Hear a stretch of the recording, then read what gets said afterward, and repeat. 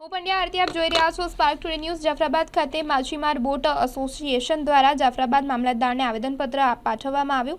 જાફરાબાદના દરિયાઈ રાક્ષસી બોટો ફિશિંગ કરી રહી હોય ત્યારે જેથી દરિયામાં મચ્છીનું આવરણ ખૂબ જ ઓછા પ્રમાણમાં હોય, જેથી આવા બોટોને ઉપર કાર્યવાહી કરવામાં કોળી સમાજના બોટ એસોસિએશન પ્રમુખ હમીરભાઈ સોલંકી સહિત આગેવાનોએ જાફરાબાદ મામલતદારને આવેદનપત્ર પાઠવ્યું છે। જાફરાબાદના દરિયામાં લાઇન ફિશિંગ અને પેરા ફિશિંગ થઈ રહી હોય, દરિયામાં મચ્છીની ઉત્પત્તિ બંધ થઈ ગઈ હોય, જેથી લાખો માછીમારો ઉપર અસર પડી રહી છે। ગુજરાત કોળી મચ્છીમાર મંડળ વતી જાફરાબાદ કોળી સમાજ બોટ એસોસિએશન તરફથી હમીર સોલંકી પ્રમુખ શ્રી આજે અમે અમારા મામલતદાર સાહેબને દરિયાની અંદર જે રાક્ષસી ફિશિંગ, લાઇન ફિશિંગ અને પેરા ફિશિંગ જે થઈ રહી છે તે અમારા જે મચ્છીની ઉત્પત્તિ અત્યારે બંધ થઈ ગઈ છે ને અમે લગભગ ગુજરાતના લાખો મચ્છીમાર બેરોજગાર બની ગયા છે।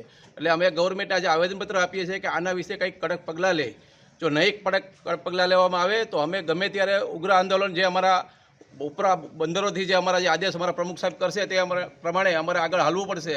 તો અમારી ગવર્મેન્ટને અમે આજે આવેદનપત્ર આપ્યું છે મામલતદાર સાહેબને, તો વહેલી તકે જે બહારની રાક્ષસી ફિશિંગો જે કરે છે દરિયાની અંદર ને અમારી બેરોજગારી આજે અમે બેરોજગાર થઈ ગયા છે બધા ફિશરમેન, તેના માટે ગવર્મેન્ટ તાત્કાલિક પગલાં લે એવી અમારી નમ્ર વિનંતી છે ગવર્મેન્ટ સરકારને।